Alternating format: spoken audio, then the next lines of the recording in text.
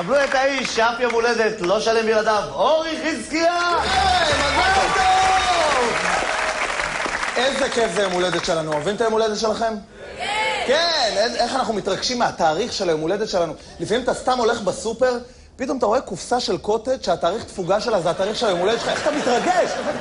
אתה לא יודע למה אתה מתרגש? אולי נעשה ביחד יום הולדת. אתה בטירוף מהשטות הזאת. אין על קוטג' שהתאריך שלו זה... אמא תמיד דואגת לסדר את הבית, לתלות בלונים, לעשות שלטים. אבא לפעמים אין לו מושג, נכון? אבא מנותק כזה. רק אבא יכול לבוא אליך פתאום ביציאה כזאת. תגיד לי, איזה כיתה? אתה חטא או טף? משפטים שנה שנייה אבא.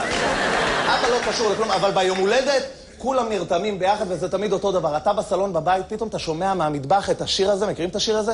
שמתחיל לאט ונהיה מפחיד מרגע לרגע, פתאום אתה שומע כזה, יום יום הולדת, היום יום הולדת, היום יום הולדת. עכשיו, אתה לא יכול לשיר יחד עם כולם היום יום הולדת לעצמך, נכון? אתה יוצא מטומטם אם אתה שר לעצמך יום הולדת. זה תמיד תוקע אותך שעה על הספה בבית כזה.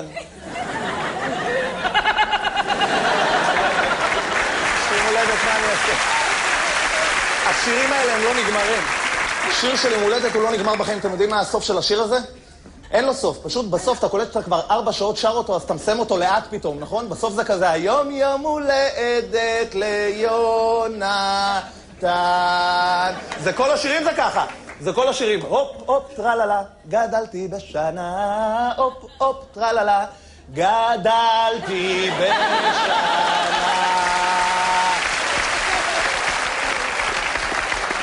גם איזה מילים יש לשירים האלה? יום הולדת, חגיגה, נחמדת. בוא נודה שהנחמדת זה בשביל החרוץ של ההולדת. בסדר, אנחנו לא מטומטמים. מי אומר נחמדת? אחי, איך היה אתמול במסיבה נחמדת חבל על הזמן? אתה לא יודע איזה נחמדת היה. היה בחורות נחמדות. היה נחמד בסך הכל. ואז אמא שלך מגיעה עם העוגה, נכון? פתאום אמא מגיעה עם העוגה, תוך כדי שהיא באה עם העוגה, היא חייבת להסביר איך היא עשתה אותה, נכון? היא כזה, זה רק ביצים ושמרים. זה רק ביצים ושמרים.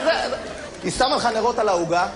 עכשיו, לפעמים אתה כבר גדול, נכון? אין מספיק נרות בבית, אז אמא שלך מתחילה לאלתר, זה כל נר שווה 10 שנים. מביאה חייל של מונופול, זה עוד 3 שנים. מרימים אותך על כיסא. איזה כיף זה, אתה יושב על הכיסא. יש את אלה באמת מרימים, נכון? משקיעים, מזיעים, מרימים את הכיסא. אבל יש את העצלנים, הם מלטפים את הכיסא מהצד. הם עושים פנטומימה של הרמת כיסא. פה הסתיים החלק המשפחתי, ואז מתחיל החלק המסיבתי. אם יש לך חברה חדשה, איזה מגניב זה, נכון? איך חברה שלך משקיעה ביום הולדת?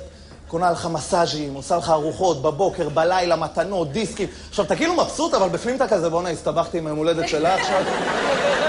יש לה עוד חודשיים, נראה לי אני אזרוק אותה, אני לא... מה החברה שלך עושה? היא גונבת לך את הפלאפון כמה ימים לפני היום הולדת, מזמינה את כל הזיכרונות שבפלאפון. עכשיו, תכלס, היא מארגנת מסיבה לזיכרונות, לא לחברים שלך. אתה בא למסיבה, פתאום אתה רואה איזה שליח פיצה שאתה חייב לו כסף, איזה נהג מונית, איזה משה לא לענות. מה קורה, משה? כמה זמן לא עניתי לך, יאללה. חברה שלך היא גם הכי שקופה בארץ, חברה שלך, נכון? ביום של יום הולדת היא עושה לך טלפון כזה, ממי, רק רציתי להגיד לך, לפני שנצא לבלות עם כולם, אני רוצה שנעבור דרך סבתא שלי, לא מרגישה טוב. אתה אומר לה, איפה סבתא שלך גרה? ליד הים. איפה ליד הים? ממש על הבננה ביץ'. זורקת לך משפטים מסגירים, ותביא בגד שאפשר להרוס. כי סבתא שלי קצת... אתה מגיע למסיבה, כשנכנסים למסיבת הפתעה, מה כולם עושים? ביחד. הפתעה, כאילו שאני לא מבין מה קורה פה. יש פה 40 איש עם שלטים עם השם שלי, ודי-ג'יי, זה כמו שגנבים ייכנסו אליך הביתה כזה, פריצה!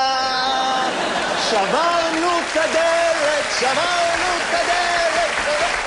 תודה רבה. יום הולדת, חגיגה נחמדת, מה נעים ומה נחמד, היה מצחיק מאוד, באמת יום הולדת זה חוויה, אבל אתה יודע, נערות יום הולדת מתלהבות מאופנועים, נכון? יש כזה גיל שמתלהבות, עכשיו אני, מה לי ולאופנוע? אבל ידעתי שזה עובד, אז מה עשיתי? קניתי רק קסדה. באמת, זה היה עובד לי טוב, הייתי בא וזה, מועדון, מכיר בחורה, קסדה, ואז כשהיינו יוצאים, הייתי משחק אותה שגנבו לי את האופנוע. הנה, מה? לא, זה גיל דרך זה ממש מאפן. זה גיל שאתה מאבד פרופורציות לגמרי. אתה מבקש מהורים שלך ג'ינס ב-600 שקל, הם אומרים לך לא, אתה אומר להם, טוב, אז אני מתאסלם, ולא מעניין אותי. אחים באים ולשלוח למישהו אס.אם.אס מזל טוב, אתה שולח לו מזל טוב, אחי, אוהב אותך עד 120, המון, המון, המון, המון, ואז נקבל אס.אם.אס בחזרה. מי זה? נמחקו לי כל הזיכרונות. אתה נורמלי?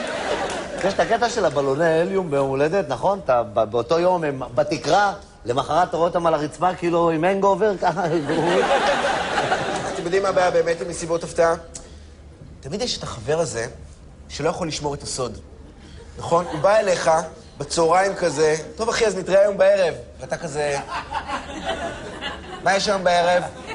והוא... מה?